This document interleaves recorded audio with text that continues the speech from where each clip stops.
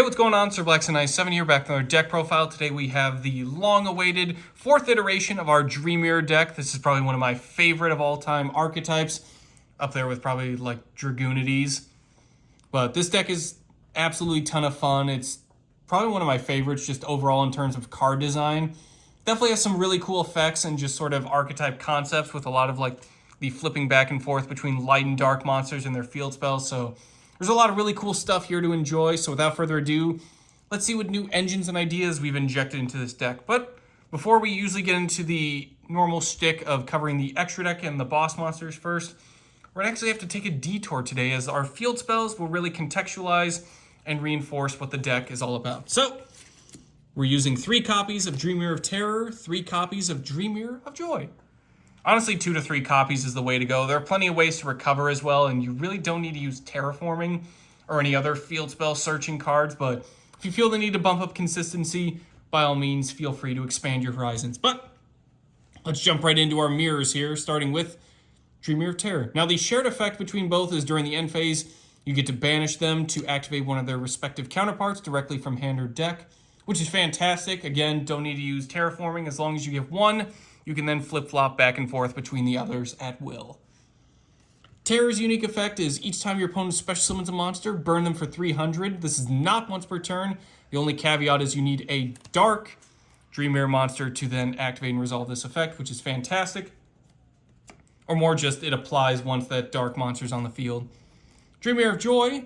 Your Dream Mirror monsters cannot be targeted by your opponent's card effects or their monster's attacks, except the Dream Mirror monster of the highest level. This then applies because you have a Dream Mirror Light attribute monster. Nice. So now that we've kind of figured those out, it's time to jump into the fun part of the deck, that being the boss monsters. Woo! 3 copies of Oneros the Dream Mirror Tormentor, and 3 copies of Oneros the Dream Mirror Earl King. Sweet. They both have the same summoning condition of 2 Dream Mirror monsters with different attributes. Oneros Tormentor has 2 pretty cool effects. When a monster effect is activated while Terror is in the field zone, quick effect negate that effect. And if Dream Mirror Joy is in the field zone, you get to attribute it to special summon Earl King straight from your extra deck in defense position, which is pretty just wild that you can now tag out into fusion monsters for this deck, but that's a fun part of, I believe, Blazing Vortex is what introduced us to that. So again, just reinforcing the shtick of the whole archetype of bouncing back and forth between our attributes and our field spells. That's just fantastic. Earl King's effect is if another monster you control is tributed, except during the damage step, you get to target a card on the field and destroy it. And if this card in its owner's possession is destroyed by opponent's card, special summon a Dream Mirror monster from the graveyard, except Earl King. What's also cool is they also count as their opposite attributes, so Tormentor is also light, and Earl King is also dark. And they aren't really restricted as fusion material, so again, you can use them for different attributes for other Dream Mirror monster summonings, or just stuff like Charmer Links, which is just a fantastic extender and just helpful addition to the deck as well. 2 copies of Starving Venom Dragon. We have plenty of dark monsters to go around, so having at least 2 on the field that aren't tokens is no big deal.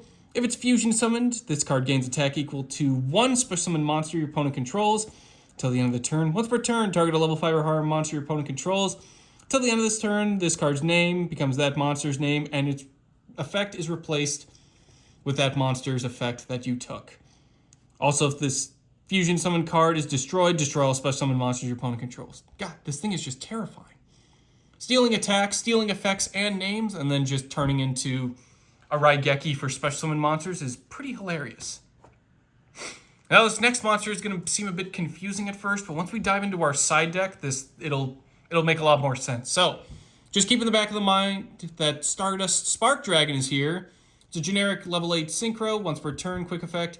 Target a face-up monster you control once during this turn, cannot be destroyed by battle or card effects. So it's a nice way to protect itself in a pinch or any other card that you need to prioritize in saving. Again, it'll make sense once we cover some of the other cards later in the deck, why a synchro is here in this sort of primary fusion or link-based deck, but don't worry, we'll cover that ground later. Speaking of Charmers, as mentioned earlier, we're running 2 copies of Dark, the Dark Charmer Gloomy, and 2 copies of Lina, the Light Charmer Lustrous. They're always treated as familiar possessed cards, for those who need that.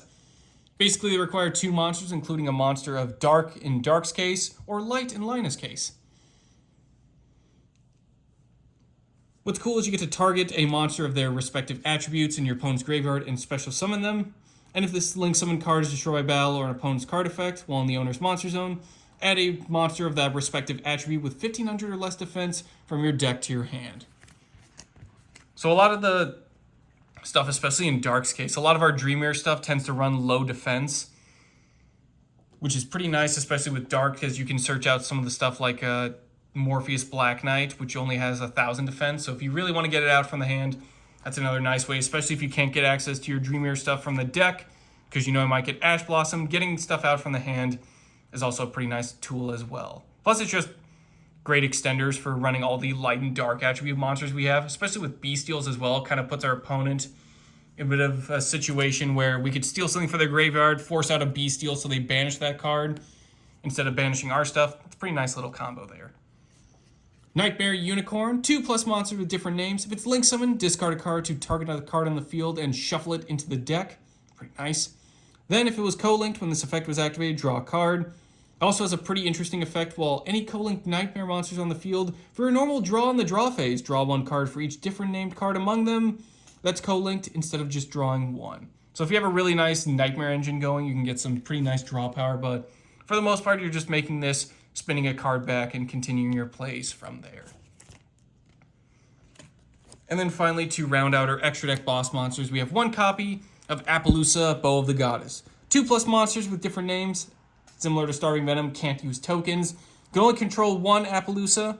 Its original attack becomes 800 times the number of link materials used for its link summon. And once per chain, when your opponent activates a monster effect, make this card lose exactly 800 attack, and if you do, negate that activation. Just a nice boss monster, again, similar to Oneros. Really hammer down on those monster negations. And it's a nice card to just make in a pinch, especially if you don't have your Dreamir of Terror up for Oneros to get that negate off of. You at least have Appaloosa to kind of help out. Moving on to the main deck, we're getting into the really good stuff. Starting off with arguably one of the most important cards in the deck, Neroi the Dreamir Trader. This is your starter. This is what everything revolves around. If it's normal or special summoned, add one Neroi the Dreamir Disciple from deck to hand. Then you can make it become light. You can tribute one other Dreamir monster to choose a Dreamir monster from the deck with a different level than the tributed. Add a Dreamir Joy or Terror from your deck to your hand, whichever is mentioned on that card, and then special summon that chosen monster in defense position. So again, this is why you don't really need terraforming, as Neroi can just grab you field spells yourself, along with other Dreamir monsters, as long as they're a different level than the tributed monster, which everything in this deck has pretty much a different level. Even the fusions, there aren't any main deck monsters with level 10. So you can, again, really just go into whatever playmakers you need, search out your field spells, and just go nuts from there, which is fantastic. Plus, a lot of cards get their effects off when special summoned by a Dreamir card. So this just, again, reinforces even more plays on top of the ones Neroi is making himself. And speaking of Neroi Disciple, running 3 copies of her. If a Dreamir monster is on the field, you get to special summon her from the hand, then you get to make her become dark. If she is special summoned by the effect of a Dreamir monster, you get to activate this effect. If Dreamir of Joy is on the field, bounce one opponent's spell or trap back to the hand. And if Dreamir of Terror is on the field, draw one card, then shuffle one card from hand into the deck. So again, similar to Unicorn, nice way to just remove stuff out on the field that you don't need. A little bit more restricted with spells and traps, but again, it's a free summoning condition, and it fulfills its conditions pretty quickly, so beggars can't be choosers. Plus, it's a nice way to just draw cards and then put stuff back in the deck. So if you do draw into too many field spells, you don't want to see them, just push them back into the deck, and then draw other cards. Especially with a lot of the stuff that just special summons from the deck. If you don't want to see that particular Dreamir card at that moment, just push it back into the deck. It's a really nice idea. Up next, before we had Neroi Trader, we had arguably the most important, Ikelos the Dreamir Sprite, and its counterpart, Ikelos the Dreamir Mara.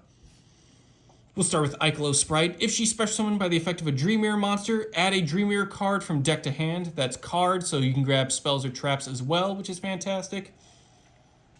During the main or battle phase, this is pretty much a shared effect with all the other main deck Dreamir cards, where you get to tribute them to special summon their counterparts from deck, which is nice, but that's only if their opposite field spell is in play. So if Sprite and Terror on the field, you can then tag out into Mara, and then Mara can tag out into Sprite if Dreamir of Joy is on the field. So that is something to take note of, is If your effects aren't going off, you may not have the right field spell at that moment in time. Ikelos Mara, if she's special summoned by the effect of a Dream Mirror monster, you get to special summon a Dream Mirror monster from the hand. And then obviously the tribute effect to go into Sprite if Dream Mirror of Joy is on the field. Moving into some of the bigger heavy hitters of the deck, we have 2 copies of Morpheus the Dream Mirror Black Knight, 1 copy of Morpheus the Dream Mirror White Knight. They're level 8, so if you want to combine it with some of the Bystial cards or also some of the danger cards, you can get a nice trade-in engine going there. So if you want to bump up a few copies of Morpheus Black and White, by all means, feel free to do so, but this deck's mostly focusing on stuff like Triple Tactics talent to respond to the infinite amount of hand traps you'll be seeing, so this is more just focused on minimal effort, but getting the maximum amount of effects from these guys, so that at least they don't brick. Morpheus Black Knight, if it's special summoned by the effect of a Dream Mirror monster, target a card on the field and destroy it.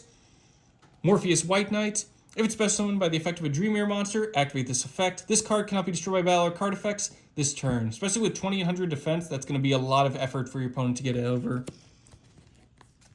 So they'll probably have to resort to the old-fashioned battle phase, but Dream Mirror Black being able to just pop any card on the field, super nice. It does target, but again, when you're quick effect summoning into it, it kind of makes sense that that would at least be a targeting effect. At least all in fairness. Up next, we have probably the most important and new addition to the deck. I know I keep saying everything's the most important, but this is a ton of fun for me as a deck, so I'm going to be a little bit biased here. But we now have Bystial cards making their debut here. Pretty much everything in this deck is light or dark attributes, so it kind of makes sense that we're running a bunch of Bystial stuff. 3 copies of Lubellion, and then 1 copy of Magnum Hut, Druid Swarm, and Baldrake. We'll start with Lubellion. Can't be normal summoned or set, must be special summoned from hand or graveyard by attributing a level 6 or higher Dark Dragon monster. You can also send it from the hand to the graveyard to add a Bystial monster from deck to hand. And during the main phase, you get to place a branded continuous spell or trap from deck face up onto the field. Which again is just awesome, being able to just grab stuff straight from deck.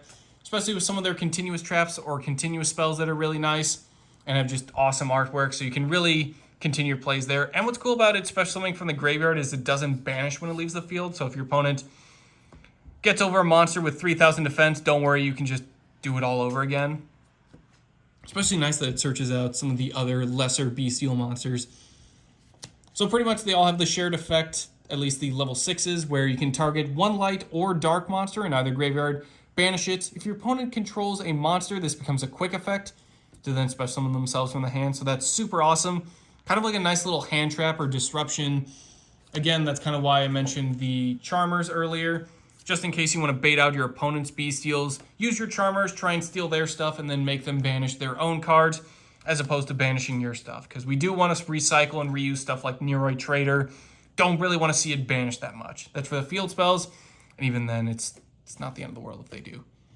Magnum Hut, its unique effect is, if it's special summon, you get to activate this effect. During the end phase of this turn, add a dragon monster, any dragon monster from deck to hand or graveyard, except obviously a copy of itself. Unfortunately, not like Cashier Ephemeral, where you can just keep searching more copies of itself. Magnum Hut is also limited too, so that kind of puts a damper on things. But hey, any dragon that isn't named Magnum Hut, get a search off. Druid Swarm. If this card is sent from the field to the graveyard, target a special summon monster your opponent controls and send it to the graveyard. Does target, but just sending it to the graveyard is a nice way to bypass any link monsters that use IP Masquerena or just have any card effect protection, which is super nice. Or you can go the Bystial Baldrake route and go a little bit even more intense. If your opponent special summons a Ritual, Fusion, Synchro, Xyz, and or Link monster, tribute 1 other light or dark monster to target one of those special summon monsters and then banish it. Opponent has a graveyard floating effect. Don't worry, let's just banish them. As if Bystials weren't banishing your opponent's stuff enough, Baldrake can just tribute someone else to then just send that opponent's monster packing for good. I know we already covered the field spells, so we're unofficially into the spell and trap range, starting with 3 copies of Dream Mirror Phantasms. When it's activated, add a Dream Mirror monster from deck to hand, so this just gives us 3 more copies of Neroid, so don't worry, it's really not that hard to search for a copy of Neroid to get into your starting hand, or just hard drawing into it. You have plenty of other options. Small World is a pretty nice function. Obviously, you have to add in a few other cards for the bridge, but considering that Dream Mirrors really just share the typing, their attributes and levels can match up, but again, as long as you have the proper bridge, you should be able to search out into Nearby Trader more often than not. What's also cool about Phantasms is if Joy is in the field zone, all monsters you control, not just Dream Mirrors, get 500 attack and defense. And if Terror is in the field zone, all monsters your opponent controls lose 500 attack and defense. So again, kind of helps some of those cards beat over some problematic stuff, and it turns Morpheus into a 3,300 attack monster and Lubellion into a 3,000 attack monster. So hey, you don't even need to rely on the fusions. You can just make your main deck stuff completely overpowered and incredibly strong. As mentioned before, we're not running trade-in. We're running 3 copies of Triple Tactics Town. If your opponent has activated a monster effect during your main phase this turn, which, spoiler alert, they're probably going to be doing that, get to activate one of these effects. Draw 2 cards, take control of one monster your opponent controls until the end phase. Unlike Change of Heart, this doesn't target, so you can steal stuff like Dragoon through the secondary effect. And then look at your opponent's hand and choose 1 card from it, shuffle it into the deck, which is pretty horrifying. Which again, considering that we're special summoning from the deck, searching for stuff, and just moving around a lot of cards, it makes sense you're going to hit with an Ash Blossom, an Effect Veiler, or some sort of Ghost Rabbit as well, or Ghost Ogre and Snow Rabbit. 2 copies of Polymerization for all those fusion monsters, just to kind of also help out with Starving Venom. The Dream Mirror fusion spell is pretty cool, and it is searchable, but without the proper field spells to kind of help out grab additional resources, you may find yourself a bit stuck, as by default you can just use stuff on the field. So good old-fashioned Polymerization does it for us, especially if we're starting off and something gets negated like Nearby Trader. We can just Polymerization, go into something like one of our Oneros cards, and then go from there. Up next, we have 1 copy of Harpy's Feather Duster and 1 copy of Raigeki. This is just to clear out monsters for Raigeki and spells and traps for Harpy's Feather Duster. Just again, clear out stuff as if we aren't already bouncing things into the deck or hand, or just popping stuff with like Morpheus Black. So you'll be negating plenty of effects, but maybe not destroying, so this just kind of helps rounds out all the gaps you may have missed. 1 copy of Branded Regain. This is one of the few branded spells and traps we're running, purely based on Lubellion. If a light or dark monster is banished, except during the damage step, target one of those monsters, place it on the bottom of the deck, and if you do, draw 1 card. Very nice. Again, just recover some of those banished stuff and get some draw power. If your opponent normals or special summons a monster, target 1 Bystial monster in your graveyard, special summon it, which is really nice. Especially if you get that Magnum Hut recycled, it's just, again, another great search, because again, all it needs to do is get special summoned for that search to go off during the end phase. So Branded Regain, great way to recover your Magnum Hut, just so you can search out more Bystials to then use for banishing, or to just grab more copies of Lubellion that you can then discard to then continue your searches. 3 copies of Prohibition. This is how we're dealing with hand traps now. Very underrated card, by the way. This is just fantastic. Activate by declaring 1 card name. Cards with that name and their effects cannot be used. Like at all. Cards already on the field are not affected, including face down cards. So there is some bypassing, but I don't think your opponent's going to be flip summoning an Ash Blossom, and even then, I don't think that would really help them out. So just declare any problematic hand trap you may be seeing with Prohibition, and then, hey, continue your plays. It even just works on any card, so stuff like Infinite Impermanence. If you have a pretty nice field and you really don't want to get evenly matched, you can also declare that. But any problematic hand trap or card you really don't want to be seeing at this current time, hit them with a Prohibition. Now they can't do it at all. Moving on to our traps, we have 3 copies of Dream Mirror Hypnagogia, which I have no idea what that means, but hey, fancy name and fancy artwork. Choose 1 Dream Mirror of Joy and 1 Dream Mirror of Terror from your hand or deck. Place 1 in your field zone and the other in the opponent's field zone, face up. Again, this is why you don't need stuff like terraforming or metaverse. You can just do it on your own. And it's also a searchable set rotation. It is obviously a trap, so you do have to wait a bit, but it is kind of funny to just interrupt your opponent's field zones by just dropping 2 mirrors on them. Plus, it does help out with Disciple, as both of her effects become live, where you can bounce the card and then draw 1 to shuffle 1 back into the deck. 1 copy of Dream Mirror Fantasy.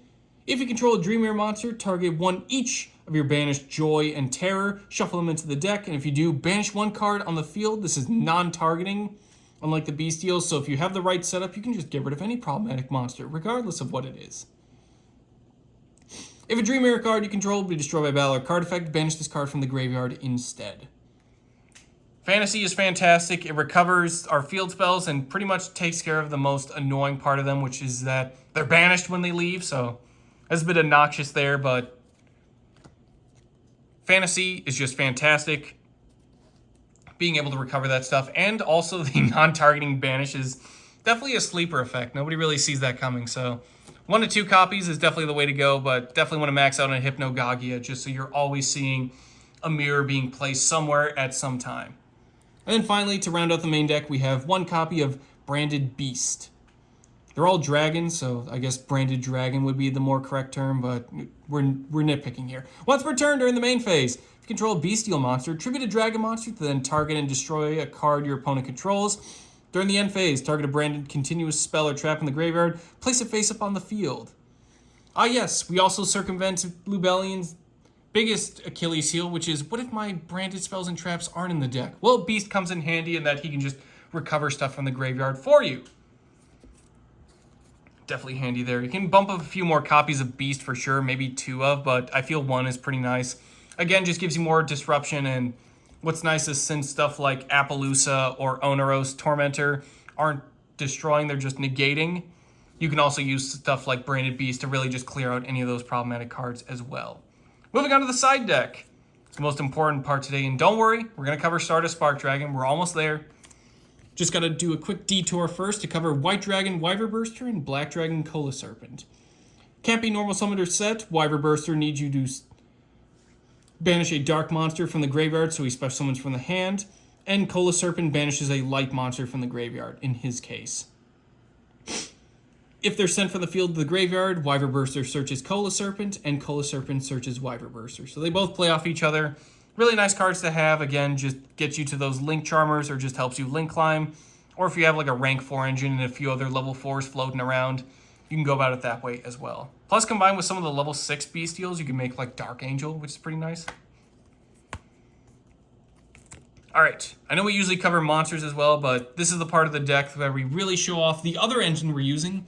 That's 2 copies of Duality, 2 copies of Shadow's Light. Ah, now the Spark Dragon makes sense.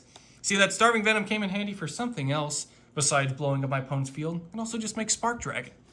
Duality. Tribute 1 light or dark monster. It's also a quick play spell, which is nice. Specimen a light or dark monster from hand or extra deck. Same original type and level, but a different original attribute. During your main phase, banish this card from the graveyard, and target a lighter 1 light and 1 dark monster in the graveyard. Shuffle them into the deck, draw 1 card. Again, get yourself some recovery, nice draw power, and just floating into stuff from deck or extra deck is really nice. Especially, again, just dropping during opponent's turn, start a Spark Dragon. Especially if you don't want to clear out your opponent's field just yet with Starving Venom. You want to save that like explosion effect for a different time, or if it gets negated, you can at least just tribute out, like if you got hit with something such as Dark Ruler no more. Float out into a Stardust Spark Dragon, and then protect yourself from there. Shadow's Light lets you target a dark monster you control. Special summon a light monster from the deck or extra deck with the same original type and level. You get to banish this card from the graveyard. During your main phase, this turn, you can normal summon 1 light or 1 dark monster in addition to your normal summoner set. Which is really nice, especially if your Nearite Trader gets Effect Veilered or Impermed. You at least get some other option or some other utility you can use. Unfortunately, you cannot conduct your battle phase, though, the turn you use either of Shadowlight's effects. But considering that we're just dispensing cards, again, at will, straight from the deck or extra deck, it kind of makes sense that we would at least have some sort of restriction. And the additional normal summon is pretty wild as well. In place of Nearite Trader being targeted and or attributed, we have Archfiend Eccentric, Pendulum Effect, and Pendulum Scale of 7. Lets you target one other spell or trap on the field, destroy both it and this card. And its main monster effect is you can tribute this card to target a monster on the field and destroy it. This again, if this ever gets negated, just float into an Eccentric and is kind of a final payback towards your opponent. Just start blowing up stuff for fun. 2 copies of Light Pulsar Dragon. Obviously with a level 6 Light Dragon, this is coming off of our Bystial cards. You get to special summon Light Pulsar from the hand by banishing 1 light and 1 dark monster from the graveyard. You can also special summon from the graveyard by sending 1 light and 1 dark monster from the hand to the grave.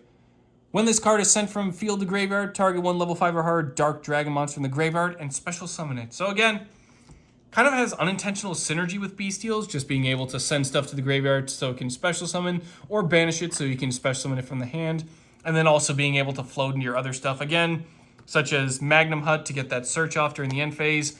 Absolutely fantastic. And then finally, rounding out our side deck is Blackluster Soldier, Sacred Soldier. Being a level 8 warrior that's light, this is obviously something you would target off of Morpheus Black Knight. As if Morpheus the Black Knight wasn't already super cool, now we have a Blackluster Soldier he pairs with. When it's normal or special summon, target one of your banished light or dark monsters, and one card your opponent controls, return that banished monster back to the grave, and if you do, banish that card your opponent controls. When this card destroys an opponent's monster by battle, target a level 7 or lower warrior monster in the graveyard, add it to your hand. We don't really have any other level 7 warriors. Obviously, that would be alluding to some of the like Gaia the Fierce Knight stuff, or just like warrior stuff in general. So that second effect probably won't go off as often as you would want to, but being able to just special summon this, recover some banished stuff, and then banish your opponent's stuff as well, super nice. So that's definitely a nice little handy tech. All these are a ton of fun to splash in, especially with Duality being a quick play spell where you can just drop it down on your opponent at will and just kind of catch them off guard. So definitely a ton of fun to execute it that way, but for the most part, if you ever get negated, you can just use stuff like Duality or Shadow's Light to then turn your monsters into at least some sort of play extension or removal against your opponent. Whew! That's a lot of dreams and mirrors we've covered today, but this is definitely one of my favorite decks, as mentioned before, so gotta give it as much support and love as I can, but in any case, this dream will be coming to a close, at least temporarily. Like all dreams, we can come back to bed anytime we want, but that'll be in the distant future, hopefully when some more like light and dark support comes out, or stuff like That Grass Looks Greener comes off the ban list. That'd be fun to splash into this to see what we can do with like a Chaos Engine. But in any case, there are plenty of other stuff we can splash into, so if you ever feel like a nap or an extra dream, don't worry, we've got more stuff on the horizon. But in any case, that'll do it for today's deck profile. Thank you all for watching, and I will see you guys next time.